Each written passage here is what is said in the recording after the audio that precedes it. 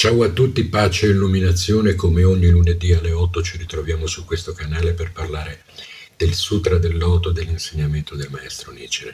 Prima di cominciare, fammi come sempre ringraziare tutti coloro che ci sostengono attraverso gli abbonamenti o attraverso donazioni, perché grazie a loro se riesco a fare queste video guide dedicate a tutti, aperte a tutti. Uno dei complimenti che mi viene rivolto maggiormente dagli abbonati è: da quando ti seguo la mia pratica è cambiata radicalmente, mi sembra di non avere mai praticato. Ma questo è realmente così perché non è merito mio.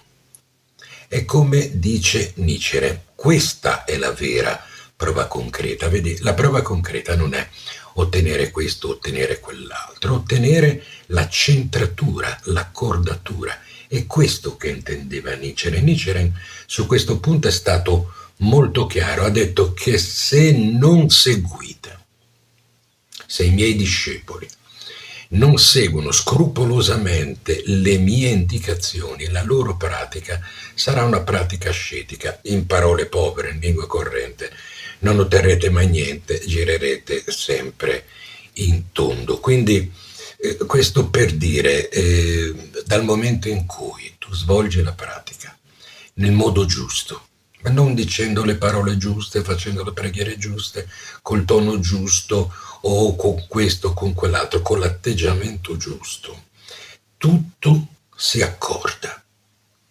E questo cambia la tua vita perché insomma è come uno strumento d'orchestra. Puoi essere un grande musicista, ma se suoni uno strumento scordato e suoni da solo, puoi suonare soltanto da solo, non puoi suonare con l'orchestra. E la vita è un'orchestra, ho già avuto modo di dire, di conseguenza è per questo motivo qua che tutto avviene. Ti volevo parlare di un altro argomento che vedo che dalle vostre domande è presente sempre più spesso. L'argomento è l'ansia. Vedi, è strano ed è brutto, è triste più che brutto, no?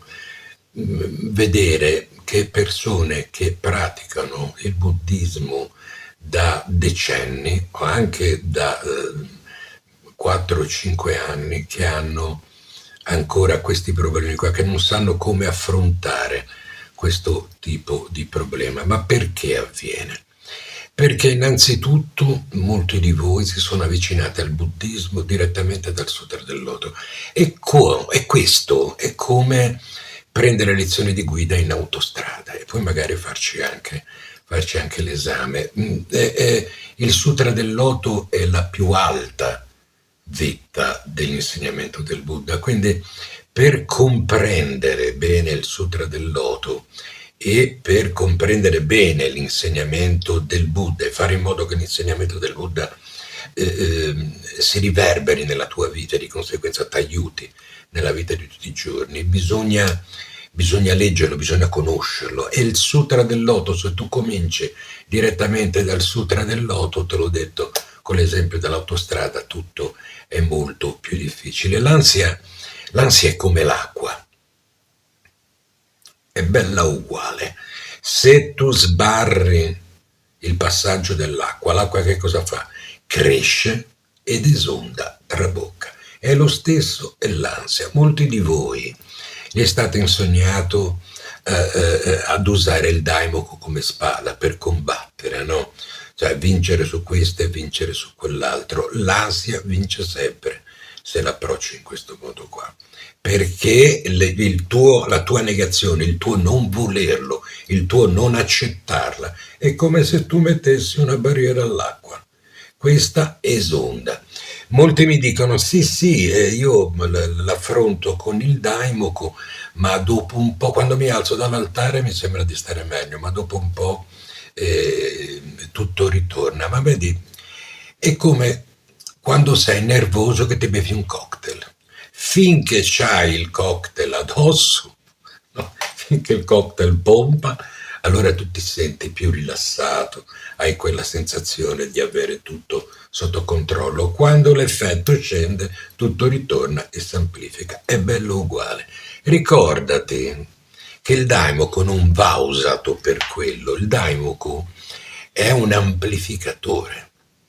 Se quando tu fai Daimoku hai l'ansia dentro e lo fai per schiacciare l'ansia, il Daimoku amplifica la tua ansia. Fai bene attenzione perché, vedi, questa è la sostanziale differenza. Vedi l'atteggiamento che ti dicevo prima. Ecco perché la tua pratica cambia, perché sei tu che cambi il tuo approccio alla pratica e la pratica ha bisogno di te, perché altrimenti rimane una canzone. Mm, Fai bene attenzione, cioè se tu usi il Daimoku come caterpillar, no? Come un ariete per buttare giù e per spianarti la strada per vivere, ottieni esattamente l'effetto contrario e in più metti dei cattivi semi che germogliando diventeranno del cattivo karma, insomma, voglio dire, tutti noi vogliamo stare bene, di conseguenza fate le cose nel modo giusto, vedi? Seguire gli approfondimenti che faccio per gli abbonati è importante perché ti dà il giusto atteggiamento e come te lo dà, perché conosce esattamente il pensiero di Nichiren, perché andiamo a analizzare parti del Gosho, del Sutra del Loto o aspetti molto importanti della pratica e questo ti permette di fare in modo che la tua pratica prenda vita, perché altrimenti la tua pratica rimane un qualcosa di distaccato da te. Molti, vedi, chiamano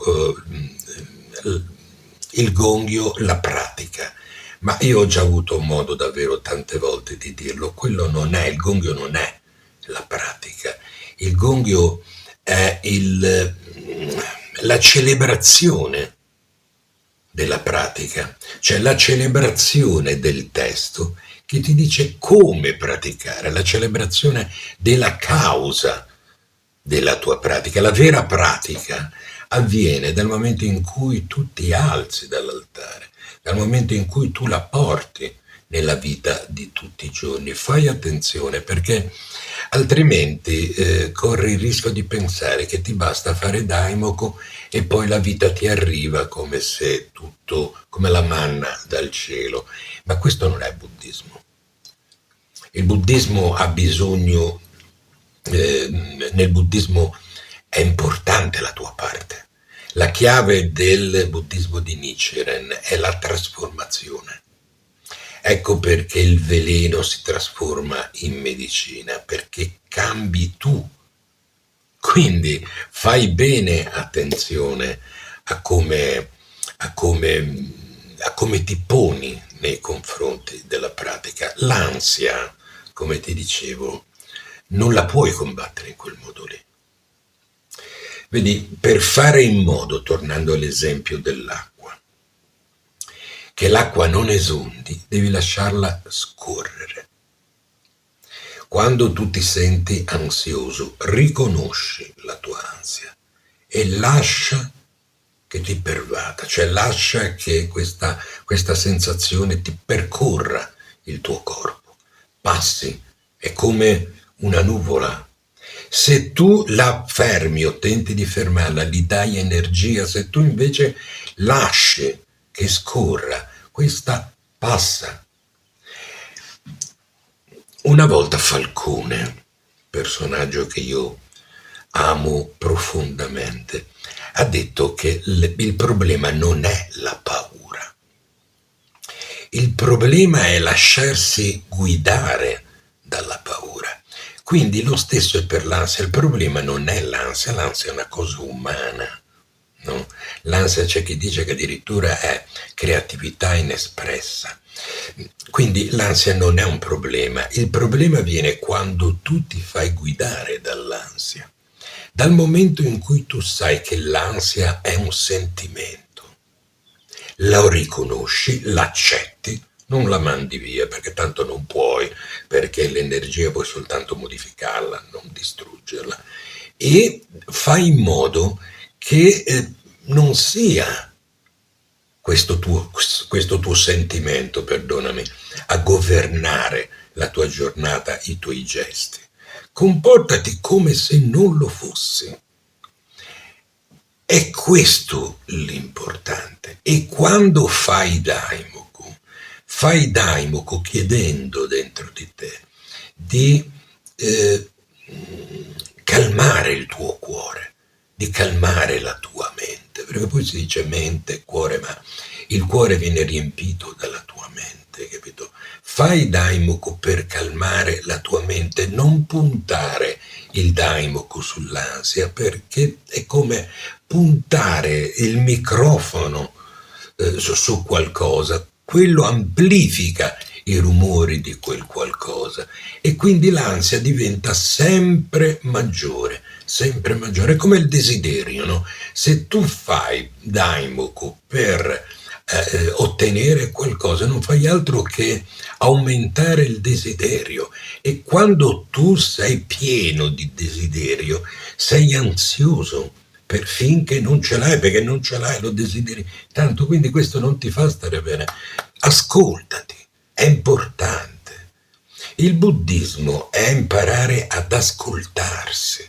Il daimoku è una sorta di meditazione profonda, quindi ti devi ascoltare.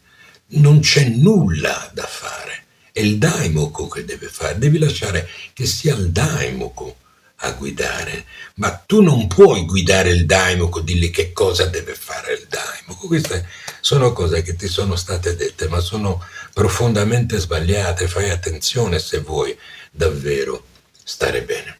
Pensaci un pochettino e provaci, poi semmai nei commenti mi dici com'è andata. Ciao, pace e illuminazione.